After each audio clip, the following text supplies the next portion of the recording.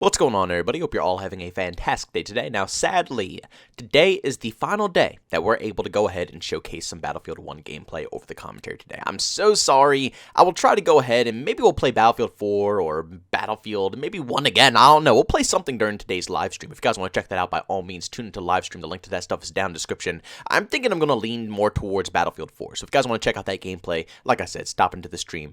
But like I said, sadly, today's the final day. I do apologize. Hopefully, I'll be able to get more Battlefield 1 gameplay in the future. But thank you guys so much for enjoying it, because it's been a blast being able to showcase different stuff over these commentaries, so I don't have to subject myself to the torture known as Battlefield 2042 every time I need to make a commentary about, new news that releases about this game. But ladies and gentlemen, every single day that goes by, I genuinely think that the Battlefield community is just pushing further and further and further away from this franchise. To be honest with you, Battlefield seems to be following the same route as Call of Duty at the moment, where the community absolutely despises all the newer games and they're completely dead, especially if there was no crossplay on PC. Modern Warfare, Cold War, and Vanguard would all be dead. I mean, Black Ops 4 died so soon on PC. You gotta understand, a lot of hardcore fans of Call of Duty on the PC side don't take crap from Activision. If they hate the game, trust me, they don't play. That's why I'm saying Black Ops 4 is a dead game right now. World War II can barely find any lobbies. We're very lucky that crossplay was introduced in the past 3 titles, because without it,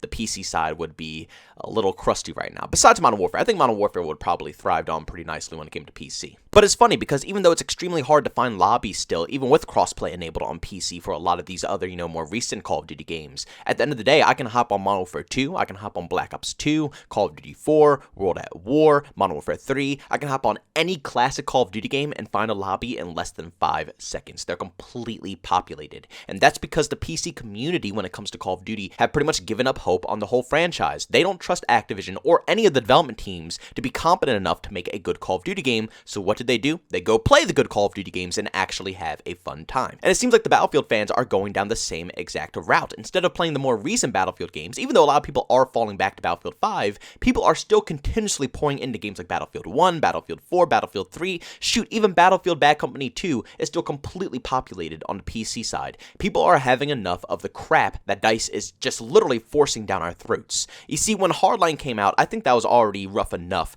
for the Battlefield fans to take in. Even though I personally enjoyed Hardline, I think it was just a little too far out there, and it was also not made by DICE, so that's a good point as well. But people already lost a bunch of faith when it came to the Battlefield franchise when Hardline dropped. Then came Battlefield 1, which was a fantastic game. I feel like a lot of people got introduced into the Battlefield franchise from this game, specifically right here, Battlefield 1. It was a fantastic shooter. But this was like a gem when it came to Battlefield, because Hardline, then we had Battlefield 5 that came after Battlefield 1, which was also a massive flop, with a full year of the community having to constantly tell the devs what to do and fight back and be told by the devs, oh, this isn't right, let's do this, let us do that, and constantly breaking their game every other day. I think that the community has had enough with DICE right now. And Battlefield 2042 was the final straw.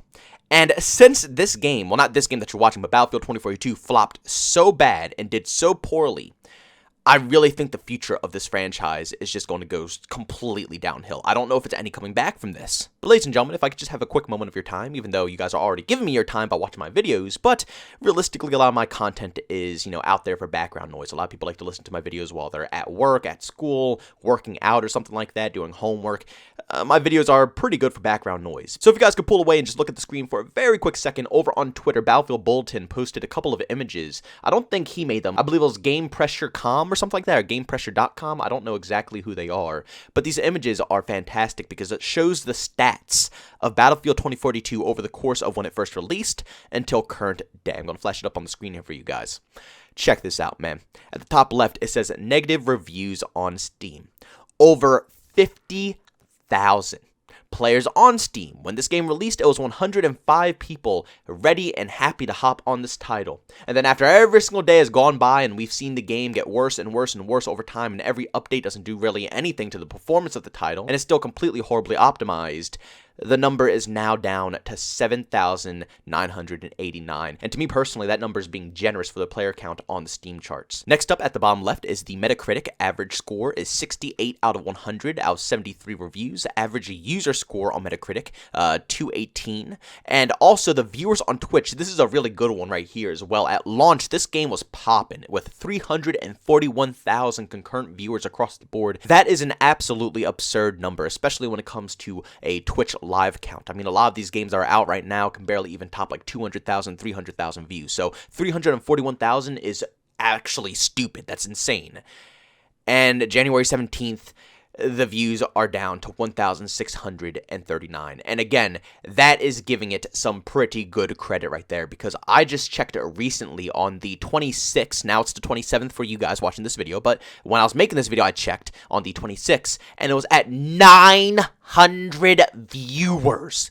900, below 1,000 for a brand new Battlefield title. That is absolutely horrible, horrible numbers right there. And also there's one last image for you guys. At the very top it says 6 patches with 641 fixes in total. That's really good, but Jesus Christ, since the launch, there's already been 600 plus problems with this game, and there's still thousands more to be addressed. So you guys better buckle in. For anybody that's really hardcore with Battlefield and are here for the long run with 2042, you guys better buckle in, because it's going to be a really long ride here.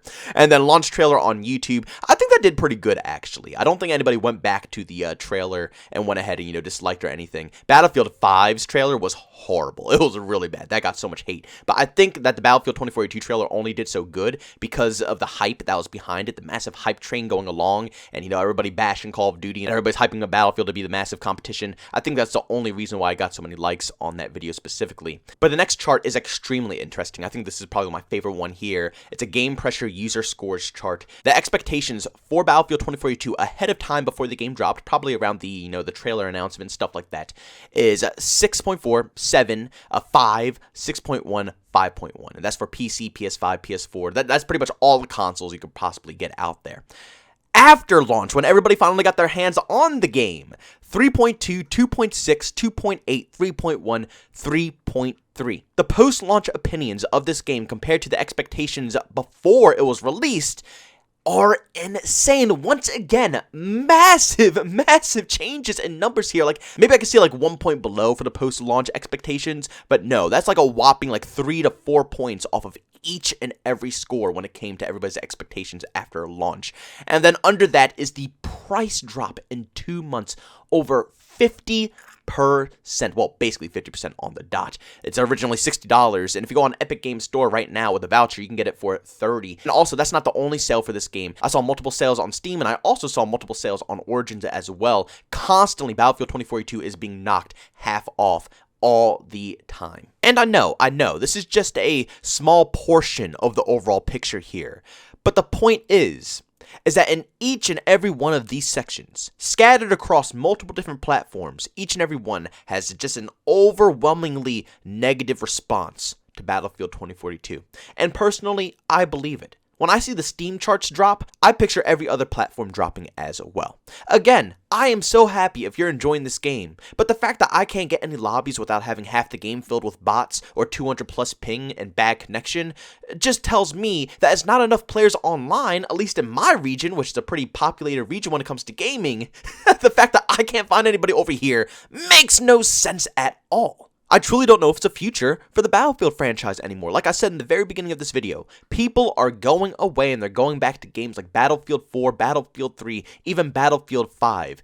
And one thing about those games that make it better, even better than 2042 getting fixed up to a playable form, is the atmosphere all of those games give. Unless they go ahead and do a complete overhaul of Battlefield 2042, change all the voice lines, maybe even change the specialists, or rework the map designs and map layouts, and actually just rework the whole game itself, I don't think it's ever going to compete, and I don't think they're going to do any of that stuff either. What I think the future is going to hold for Battlefield 2042 is fixes, bug fixes, glitch fixes, and optimization fixes, which are all fantastic things and are desperately needed to make this game more better, and also in my personal opinion, it'll be definitely more playable if they did fix the optimization. But the vibes of the core game itself are lacking compared to some of these past titles. Why should I go ahead and buy Battlefield 2042 for $60 when I can go on some website and get Battlefield 4 the full edition with all the content and DLC for $10? It has 4 to 5 times the amount of content than Battlefield 2042 does. It plays better, it's already fixed up and polished off,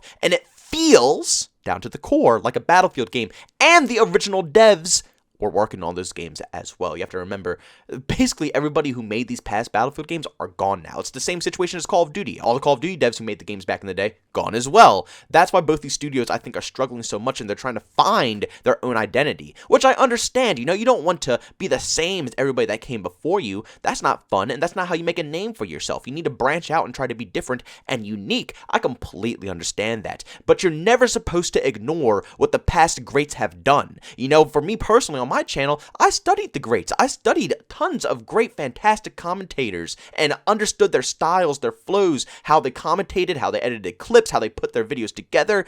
That's how you improve. But I would not be improving, nor would I be even anywhere close to where I was today if I decided to just completely mimic and copy a single individual. No, you have to make your own style, and same goes for gaming. They have to be able to make their own way, which they are, but at the same time, they have to understand what made a good Battlefield game in the past, what features some of the greats in the industry put together to make some of these bangers.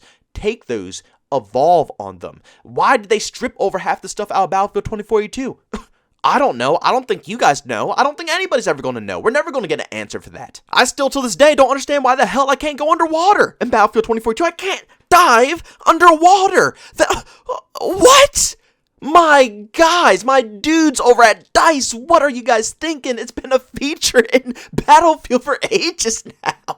What, are you guys not going to have any water maps? Are we just not getting any ocean maps when it comes to Battlefield 2042? We're just going to be strictly on land? Like, no, it just makes no sense. I hope one day, I really hope one day, this game could turn around and maybe it does get completely overhauled. Maybe it does. Who knows? If it does happen like that in the future, then yeah, hell yeah, that's going to be great for Battlefield 2042.